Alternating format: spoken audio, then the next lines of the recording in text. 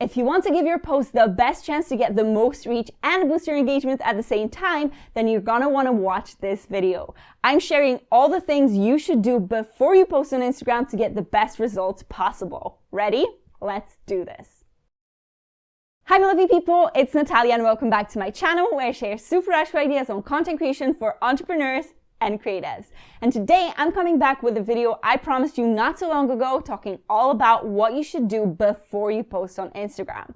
We all focus on our content and how to make it as good as possible, but there are actually some things that you can do before you hit publish that can really boost your reach and engagement. So it's very important to pay attention to this part too.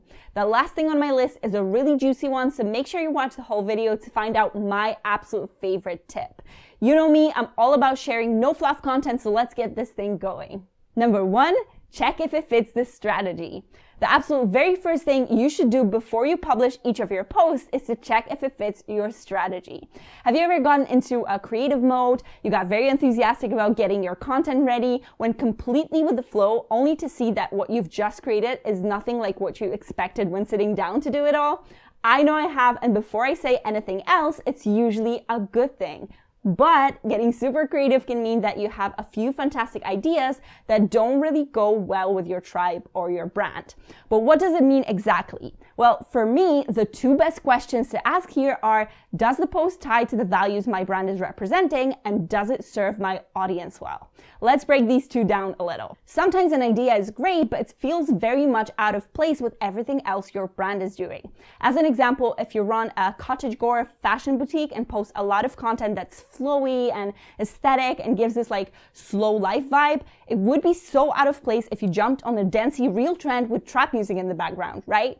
No matter what story you come up with for it, it just doesn't go well with the style of your brand. Even more important is keeping your audience at heart. Something may be super useful or helpful to you, but if the post is not suited for what your audience needs and finds valuable, then that post is poorly matched. If you publish enough of the non-targeted posts like that, you risk the algorithm not favoring your content because people will not resonate with it and not engage actively.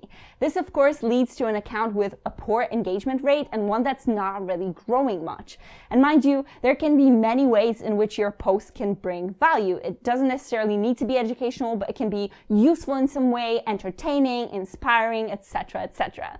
Now, I like to check whether all my posts fit this strategy at the stage where I've mapped out all my content for an X amount of time, like a week or 2 or a month. This way, I'm not spending too much time trying to make an idea work that ultimately is not right for my brand or my audience. And of course, as I mentioned, the creative process is a gimmicky one sometimes and it can take you places, so I always read and watch my posts before I schedule or publish them. That's how I know my strategy is well executed and each post is in line with my marketing goals and with what my audience needs to hear from me. This process is much easier when you batch create content ahead of time because you can analyze all your posts against each other. With a bunch of posts created or even planned beforehand, you'll be able to see clearly if they convey all the important themes your brand represents, if they hit your objectives, and if something stands out in the wrong way.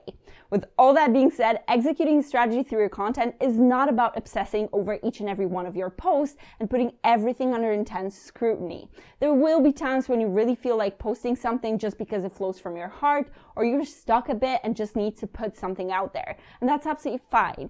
The key here is to balance it, knowing that not every post is going to be an instant hit. As long as you're not posting something that's going against your brand values or is completely irrelevant to your audience, then you will be fine. Number 2, optimize your post. Now, I know I always talk about optimization, whether it's your Instagram bio, your YouTube videos, your channel, or frankly, any other profile you have online, but I feel like it's still massively disregarded by creators on social media. This is so important and no different when it comes to posting on Instagram. For quite some time, we've known that keywords are important for Instagram. If you've performed a search in the last months, you might have seen that Instagram shows a more detailed search view that feeds you different content that matches your query. And how do they do it? Well, through keywords. You need to understand that putting those key phrases in your caption is going to inform Instagram what this post is about so that the algorithm can show it to the relevant people. So let's say I'm looking for a winter bridal bouquet. Now that's a very specific search and it's not just about the previous options that we had in our search like accounts or tags, etc. these are very unlikely to return any relevant content. But we now have this top section where you can find posts and reels and videos, and it makes the search function on Instagram so valuable. But let's look at the individual posts here. As you can see, you have the keyword winter bridal bouquet in the caption, and in some cases in the hashtags as well.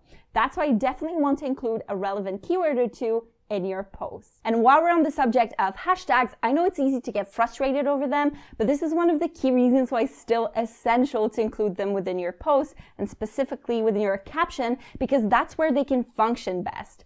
Now that Instagram SEO is becoming more and more important, hashtags are a sure way to provide the algorithm with essential information about the post.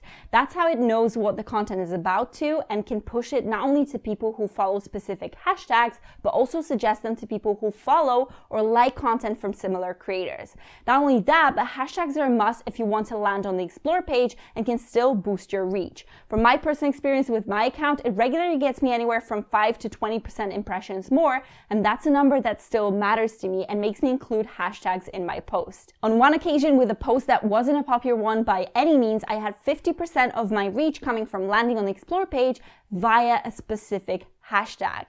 If that's not convincing you that hashtags can still give you a good boost from time to time, I don't know what will. Staying in our captions for a moment longer, before I post on Instagram, I always make sure it has a strong hook and a call to action. A hook is meant to draw the attention so that people click on the read more and consume the whole thing, so it's very important that the first sentence of your caption is enticing. And a call to action is a must because it prompts your followers to perform an action you want them to perform, whether it's answering a question to engage with your post, saving it for later, sharing it with a friend who may need it, or signing up to your course. No matter what this activity is, your conversion rate is not going to be big without a strong call to action, so always check that you have one within your caption. Before you post, I'd also always check that you have a location set if that's relevant to your business, and it's super important if you have a local business. My absolute favorite little option, adding an alt text, which not only helps with SEO, again, telling the algorithm what the post is about, but more importantly, it makes your content accessible and makes sure that people who are visually impaired know what your graphic is showing. If you don't add an alt text, it's definitely not the end of the world, but you are relying on Instagram to do it automatically for you, and you won't know how accurate it is because, well, you won't see it unless you look at Instagram with accessibility features turned on. So be a good creator and include alt text within your posts. Number 3, figure out the best time for posting. The best time to post on Instagram is at 6 a.m., sometimes a bit earlier at 5 a.m. That's your problem sorted, and that's when you always need to post. Nah, there's no one perfect time to post on Instagram, and if someone is telling you you have to post at 5:45 p.m. on Mondays and Saturdays, then they're lying to you.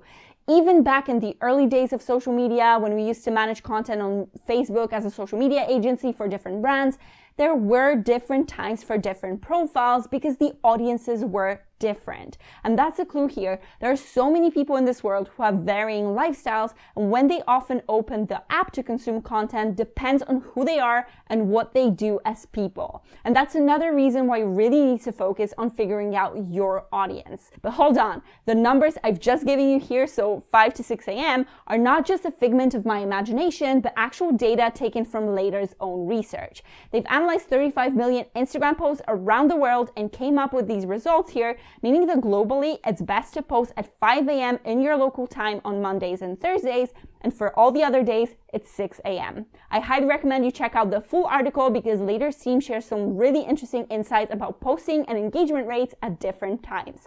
I'll link it for you in the description down below. You could say, hey, that's great, that's what research shows, so my posting times are sorted, right? And yes, you could do that, but you have to remember that this is generalized data that may not necessarily be true to your account for the reasons I've just stated a moment ago. You may have a completely unique audience that hangs out on Instagram at different times. So what's the solution?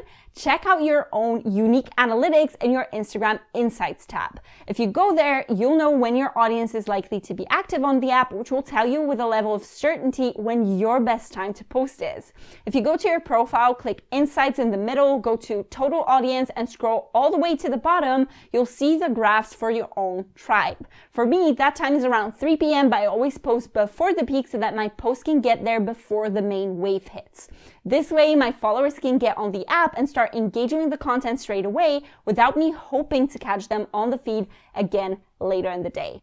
Number 4, activate your audience.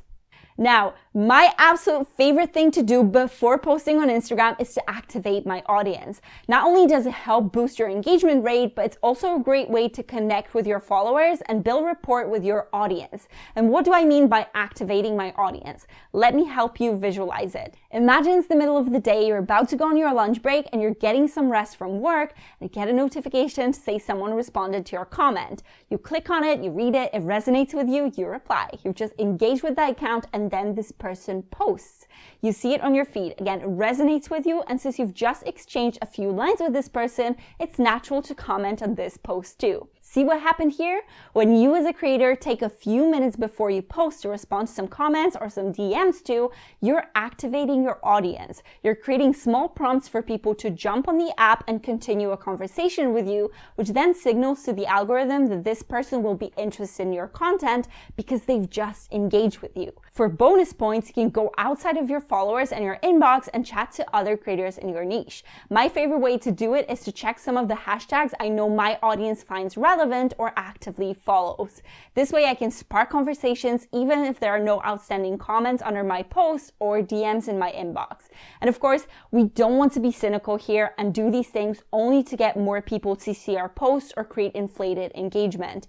Think of this activity as your way to build an engaged community and learn more about your audience. This in the long run is going to positively affect your strategy because you'll understand more about what makes your audience light up and what problems they may be experiencing. I know a lot of people crave more engagement, but they don't usually know what it's about. And I always talk about how each number that shows up on your follower count represents an actual human being, a living, breathing person with their own sets of interests and reasons why they followed you out of all people. So cherish that connection and take a moment before you post to nurture those online relationships. Now, my questions for you. Do you have a mini routine for when you post? Have you been doing any of these things I listed here?